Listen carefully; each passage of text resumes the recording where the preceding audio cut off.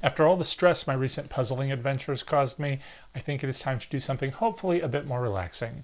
Welcome back everybody, I'm Michael here at Happy Haunting for Everything Halloween, and today we're going to be taking a look at a diamond painting. So you may have seen these. This one came from Amazon, but they're kind of all over the place. Kind of a bit of a rage recently, and I'm curious to see how it works because I've never done one myself. But I was excited to see there are a lot of Halloween themes, and this one happens to be this beautiful pumpkin scene. I'm not sure how it's really going to turn out because I think the picture here on this Amazon listing makes it look very stained glass, and I'm not sure you're going to get those crisp lines that you see in there with a diamond application, but we're going to find out. I actually bought this a few weeks ago, and if I'd really thought it through, I might have gone with one of the other designs. There are so many of them on Amazon, but they have especially a lot of these horror characters that I think might actually work with my inside decor theming this year. So you're going to have to stay tuned for that to see what that's all about later. But for now, let's go ahead and open this up and see what's inside. All right, so by the way, it came just wrapped up like this in a plastic envelope, so it shipped pretty quick and pretty easy. These things are very inexpensive, so you're not going to be paying for shipping. So here we have the mat. It lists it as 30 by 30 centimeters, which should be about 12 by 12. So if we don't include that white border, looks like it's 9 3/4. And that is comprised of about 88, if I counted correctly, rows and lines, which totals 744 individual little beads that we need to apply to this. And I think these are the beads. All right. So we have a lot of different beads in a lot of different colors, and they all have individual numbers that are going to correspond to the legend here. There are 24 different colors. They have corresponding codes on the application, and then they have color numbers as well. In this bag, we have what I assume are the applicators. It's got, looks like this top of this applicator fell off. Not really sure what this little scraper is for. But there are two different sizes, one larger and one smaller. No idea what this little pink thing is, or this little other pink thing might be. We have a little tray. I guess we're probably going to pour the beads into the tray, I assume, and then once you have finished applying them, there's supposed to be about 30% extra, in which case it comes with all these little extra, well, there's not 24 of these though, there's 5. You get 5 little extra bags for your extra beads. All right, the first thing I noticed, and I was wondering how these beads stuck, there is you peel this off, and this is very sticky. So I assume you're supposed to maybe do it a section at a time, or maybe you put this thing back on when it's done. We'll find out. But step 1 is find the corresponding diamond bag according to the number or letter. So we're going to start in the upper corner here, which the predominant color is this number 3. It's number 3, also symbol 3. Some of the symbols are letters. So let's carefully pull apart bag number 3. Step number 2 reads, pour the diamonds into the tray, shake it from side to side so that the front side of the diamond faces up. Well, I did not want to lose these, and this is where I had the brilliant idea of using this tray. So I'm going to move our relaxing candle here and our little floral centerpiece. And now if I put my picture here flat in my tray, I can put all of these other goodies here as well, and nothing is going to get lost thanks to the lip of this tray. But anyway, now that I have my diamonds in the tray, you want the front of the diamond face up.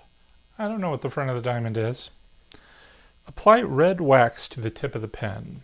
So I'm pulling off the top of this. I'm assuming this is the wax.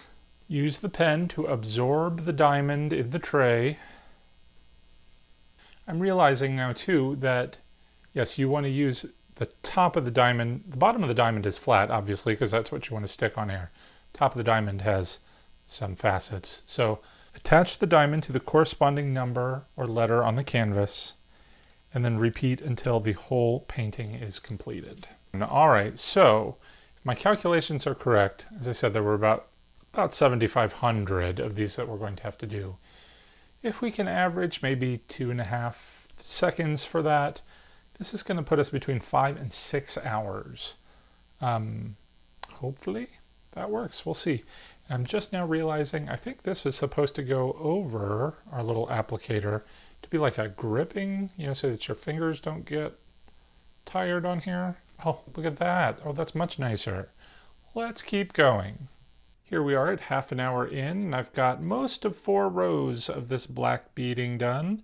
That's the number 3, and it's taking me much longer than I thought, about 8.5 seconds per. I've gotten about 216 there, I think, in the half an hour. And it's going a lot faster now that I figured out how to properly use this pen. I had been scraping it on the wax and using it to pick up the beads, but you're supposed to stab the wax into the hole on the end, and it picks up a lot better. So basically you fill up the hollow tube in this pen. This would be fun, if you were listening to a podcast or watching some TV in the background, not sitting alone on a Friday night, reflecting on all of your regrets, like me. I do have to admit that this is kind of fun. It's a bit relaxing. The more you work at it, the more of a puzzle feel it has as you hunt for each of the letters and numbers to put the diamonds in. And I find that this was a great way to procrastinate rather than do other more stressful things. So if you're kind of like me and have to deal with a little bit of anxiety, this is actually quite calming. Keeps your mind at work, not thinking about all of the existential dread that exists in your life, and instead you are just placing all the little puzzle pieces one accomplishment at a time. Now, I will have to say that the more of these beads you put on, the more it seems like the pattern gets obscured. So as we could see in the original, it was very stained glass, very beautiful, but from a close-up look here as we put more and more beads on, you lose all of that definition and it becomes more impressionistic. And as the hours tick away one by one, we are far beyond our initial estimate of 5 to 6 hours. It's going to end up being about double that, so this is quite an investment of your time. Keep in mind this is only a 12 by 12 pattern. They have ones that are larger as well. So if you're like any sort of sane person, unlike me, and you have other Halloween projects looming on the horizon, this is going to be a hard sell to take up all of this valuable time leading up toward Halloween. But we are almost finished with the pattern. The only thing left to do now, after you've done the original pass-through, is go in and fill in all the blanks, because there will be a lot of little numbers that you have missed. But I think this is the last one, and we are finished. Look at this beauty. I do think maybe it looks a little better from farther away than up close, but there is no way after 12 hours over 5 days that this is not getting hung up on my wall somewhere for this Halloween. So I went to our favorite Halloween superstore, the At Home store, picked up a frame. Of course, I couldn't find anything with these weird dimensions, but it has a nice mat that I think we can cut down. Now, they do make special tools so that when you cut this, you can get that nice bevel. And I've got one of those somewhere, but if you think I can find it, you're completely wrong. So we are going to just use an X-Acto knife to cut out our square. So one thing we could have done is just cut out the image and taped it to the mat so that it looks like it's matted, but it's not going to give that sharp, crisp edge because I'm sure this isn't going to cut very well. All right, so I've created a new border, an 1.125 in. That should cover our gap pretty close. Let's go ahead and cut it out. There we go, we have our new mat. You are going to want to use a sharp blade for this. I used an old blade to cut my first cut, and it is much rougher than the other edges. I'm not too worried about it though, because we have to remind ourselves this is a Halloween project, it's not fine art. If it works, it works. Let's see. Are you ready for the grand reveal? Here we go. All right, how'd I do? I don't think it looks too bad. Can't see any of that border, and unless you look closely, you're not going to see those little bit of rough edges either. So I'm pretty proud of this. I actually think that that frame actually makes it look like a nice piece of art. So I can't wait to find a place to put this in my display this year. You're going to have to wait and stay tuned. Make sure you're subscribed, and you will see in my final haunt this year where this thing is hanging. Again, if you are interested in purchasing one of these for yourself or any of the variety of designs that they have, I'll put a link to one in the description below. Before we go, I did want to say a special thank you to all the patrons who help support the channel. If you are interested in joining our Fright Club, be sure to check out a link to my Patreon page in the description below. That's going to do it for today. Thanks for watching, everyone. Till next time, take care and happy haunting.